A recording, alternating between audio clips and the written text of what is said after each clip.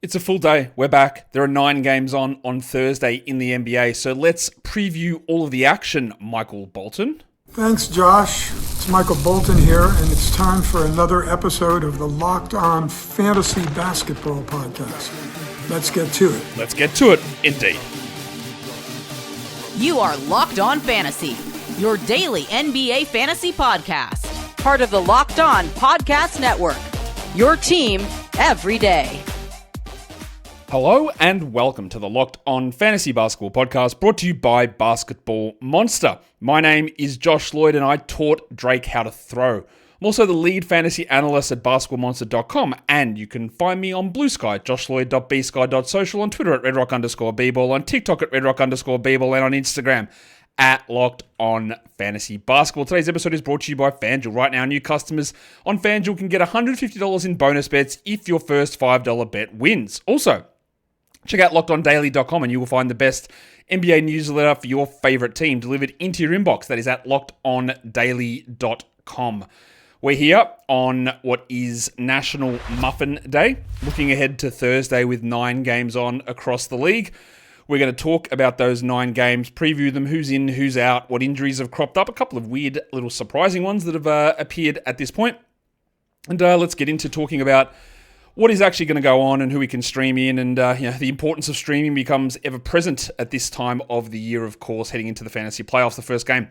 We're talking Memphis and Indiana. That's our first game up.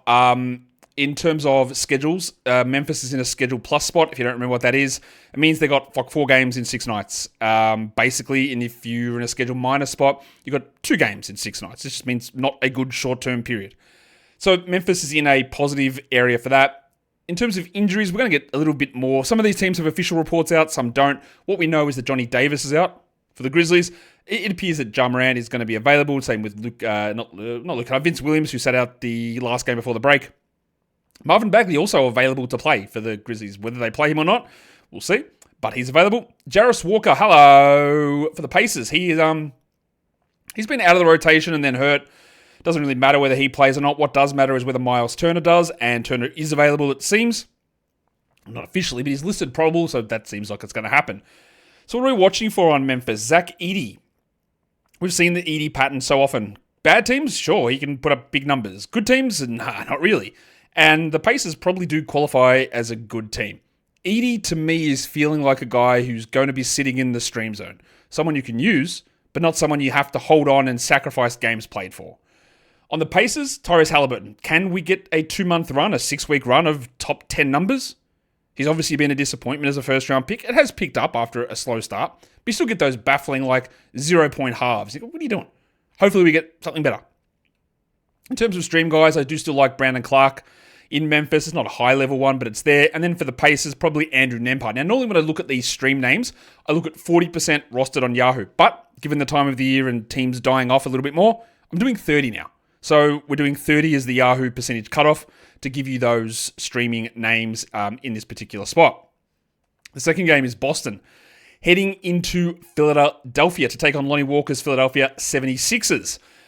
Xavier Tillman is out for the Celtics. They had a bunch of guys out sitting and randomly resting before the break. They're all good to go now, so we don't have to worry about that. But in Philadelphia, a few guys are out. Kyle Lowry's out. Eric Gordon's out.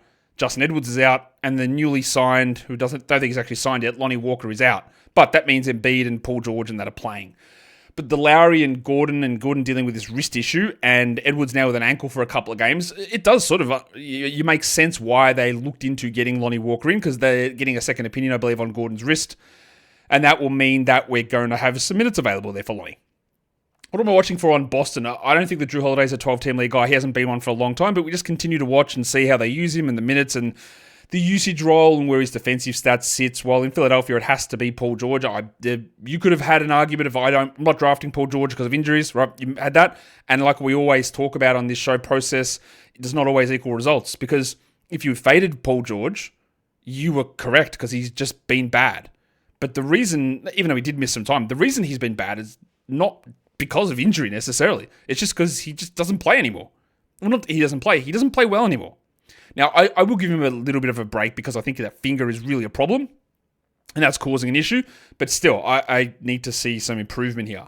In terms of stream guys, either Horford or Cornet on the Celtics. It's not a super strong one. Quentin Grimes is the guy in Philadelphia who I believe will start. He'll play 36 minutes, but now he has to coexist next to Maxey, next to Embiid, next to George. We'll see how that goes, but for now, I think he is a guy that we are holding and rostering. The next game we look at, we're going to Brooklyn.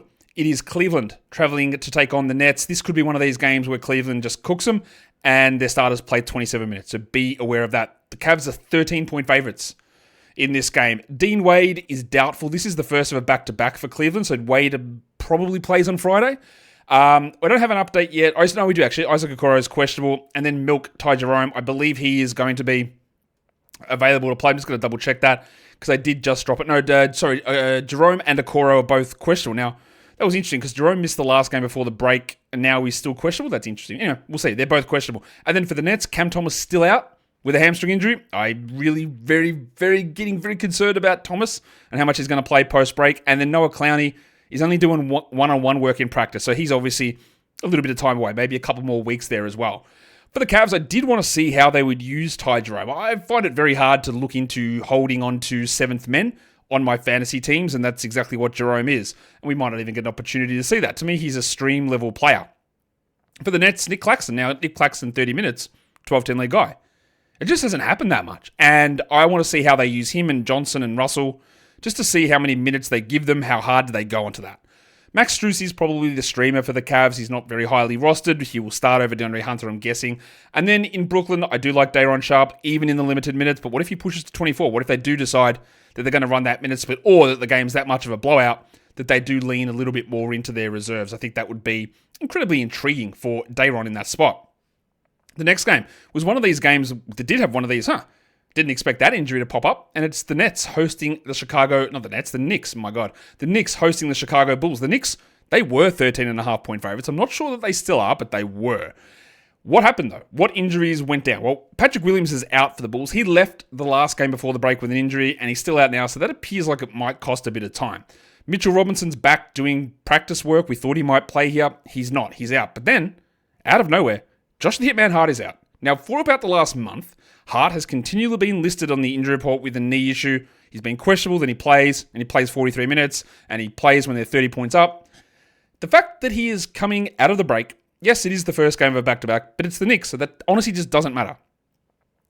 Coming out of the break, first game of back-to-back, and he is out, Josh Hart. It's a little concerning. It's actually a massive concern. And we hope that nothing goes wrong there. Now, there are two ways they can replace him. Could they just slide Precious Achiuwa into that spot and move OG down to the 3? By the way, OG is officially questionable here. He was questionable for the last two games before the break, so you would think he plays, but who knows? Do they go big with Achiuwa, or do they put Juice McBride in there and keep Bridges at the 3 and Anunoby at the 4? I'm not sure. In terms of what I'm watching on the Bulls, it was disappointing to see how Bill Donovan used Matas Buzelis in the last couple of games before the break, because he started to look really good, and then we saw they got cooked in a lot of games, and Buzelis' minutes pushed down, but there is no Patrick Williams, so we'll see how that goes, and also how their lineup looks, because if Lonzo Ball is back, and we've got Kobe White, and you've got Josh Giddey, and you've got Ayo Dosunmu, and you've got Matas Buzelis, one of those five guys isn't starting, so we need to see who it is. On the Knicks, Mikal Bridges continues to be just allergic to getting to the free throw line. But also we want to watch that, plus who is the replacement for Josh Hart? And if Hart and Anunoby are both out, well then you're really firing up Juice McBride and Achiuwa. In terms of the stream guys, I think Lonzo Ball he's back, he's ready to go for the Bulls, so I like him as a streamer. And then there's Achiuwa on the Knicks, although it could be McBride. We just don't know the exact direction they're heading there. We've got 5 more games to talk about. We'll do that in a sec. Today's episode, though, is brought to you by FanDuel Sportsbook. And when the NBA games tip off, well, the action, it just gets started.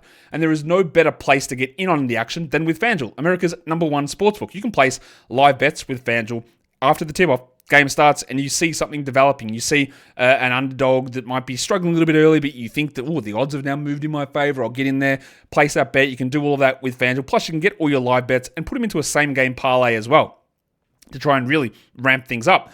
With FanDuel and that live betting feature, you can always be engaged in things that are going on and try and use some of your read of the play to get some interesting bets down. And right now, new FanDuel customers get $150 in bonus bets if your first $5 bet wins. That is FanDuel.com. You join today and you get to FanDuel.com and get $150 in bonus bets if that first $5 bet wins.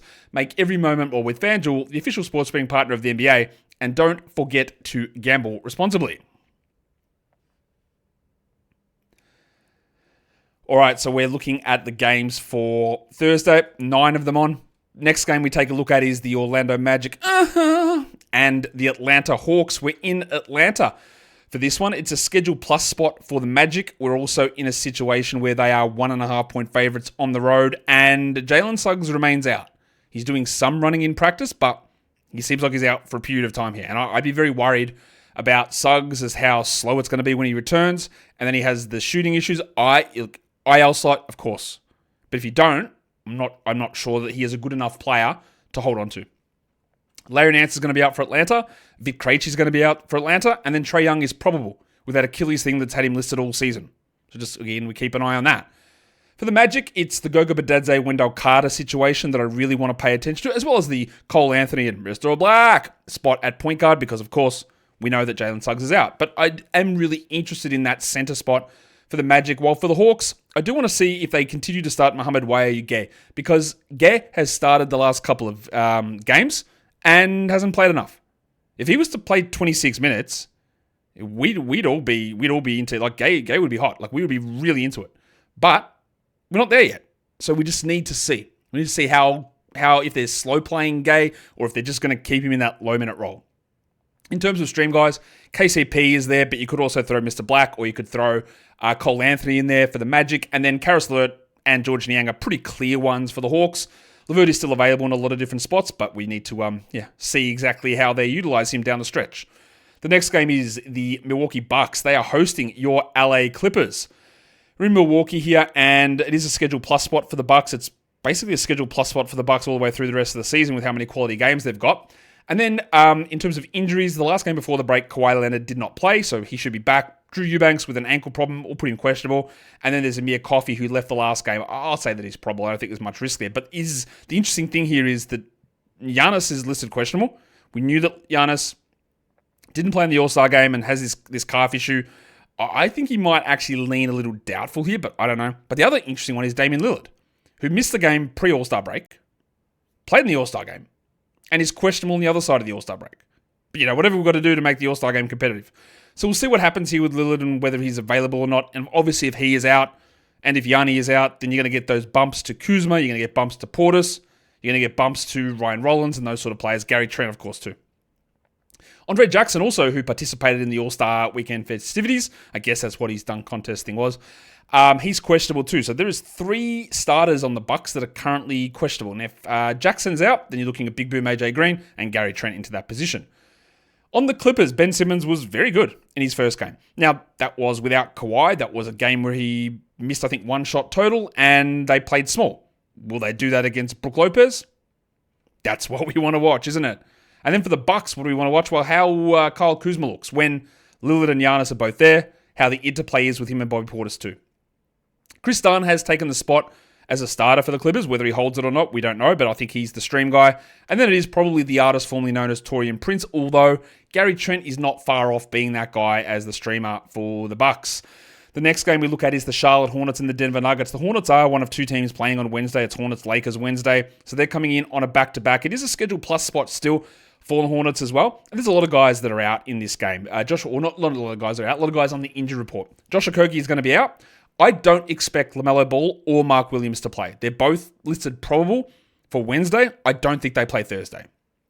For the Nuggets, Vlatko Cancar is out. Peyton Watson is out. But Michael Porter, Jamal Murray, Aaron Gordon, all who missed some time just pre-break, they're all probable. And Russell Westbrook, who'd been out for a few weeks, is off the injury report, so he returns.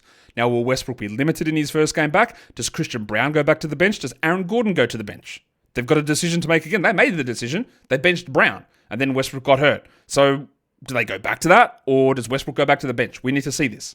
What am I watching for on the Hornets? Well, it is a back-to-back, but I still just want to watch Nick Smith and how he all looks. And then what they do at point guard. Do they go with Alfred Payton? Does KJ Simpson play one of his remaining two-way days? I don't know. We'll find out. And then, of course, the centers as well. And then for the Nuggets, it is about that Brown and Westbrook and Gordon grouping. Who starts, who doesn't, who plays 30 minutes, who doesn't. That's key. For the Hornets, Moussa Diabate is the stream guy because I don't think Williams plays, and Diabate is the guy that I want over Nurkic, but we watched that one. And then for the Nuggets, it's probably Strowther, but honestly, he's just going to be a deeper league guy. One of the other injury situations we had crop up was with the Spurs, and I didn't expect this one because Victor Wembanyama did play in the All-Star game, and now he is out with an illness on Thursday. Okay, that's not ideal. Both of these teams are in a Schedule Plus spot, by the way, and the Spurs are 2.5-point favorites here. Cody Martin is out. For the Suns, I believe that Booker Beal and Grayson Allen, who all missed pre-break, will all be available, but nothing official on that. Charles Bassey is out for the Spurs, but also Wembanyama just was ruled out not long ago. So what that means is that Sandro Mamakilishvili becomes an unbelievable stream ad. Or, in deeper leagues, Bismack Biyombo, who currently plays for the Spurs. But Mamu's going to be the guy. And they will run some Jeremy Sohan small ball center stuff too. But I think this is probably just a one-day thing for Wemby. I don't think it's anything long-term. It might be 2 days because there's a back-to-back with an illness. Who knows? But just, be aware that you might get a really interesting Mamakilishvili spike or a boost in Jeremy Sohan and playing time and they go super small. But I'm not sure how small they go. On the Suns, it is about watching Bol for me because Bol has been starting. I think he probably does still start, but does Budenholzer persist with it? How does it work when Allen and Beal and Booker are all there? And then on the Spurs, what do they do with Steph Castle? Because pre-break, he was playing low minutes. He got, I think 24 and 20 minutes the last 2 games. But insane usage. The shots were all going in, and he was putting up big numbers.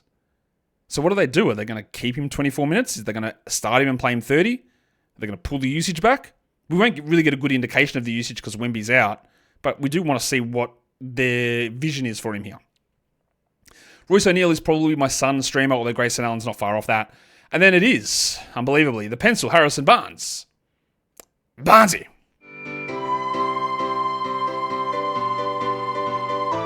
I mean, it's not really Harrison Barnes because I did that before I knew that Wemby was out, so it is Sandro Mamakilishvili, but it gave me an opportunity to play the song. All right, the last game of the day, we're talking about the LA Lakers. I guess eventually we are when the graphic comes up. Oh, we'll get it. There we go. I think we're right now. There we go. Lakers and Blazers back-to-back here for the Lakers. They're 4.5-point favorites against the Blazers on the road. I'm going to put LeBron and Luka both questionable. Now, LeBron is officially questionable for Thursday's game. He didn't play in the All-Star game. We know this. But this is a back-to-back coming out of the break.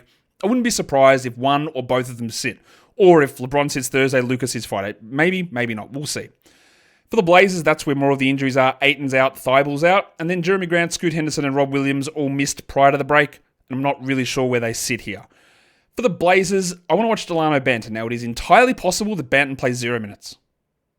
The last 2 games, he's played big minutes. Scoot's been out, Grant's been out, but he could also get 0. So, he's an interesting player that can easily be a fantasy guy, but could also just be completely useless. So, we want to watch that. In terms of stream guys, maybe it's Chris Murray. It's probably Banton, but honestly, there is a 0-minute risk on Banton.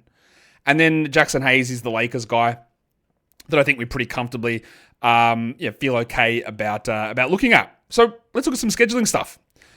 Back-to-backs and chunks and all of that sort of stuff. We'll get into that now. In terms of back-to-backs, there are quite a few teams, 6 of them in fact, that are playing on the back-to-back Thursday to Friday. Those teams are the Cleveland Cavaliers, the Grizzlies, the Milwaukee Bucks, the New York Knicks, the Orlando Magic, and the San Antonio Spurs all go Thursday, Friday on that back-to-back.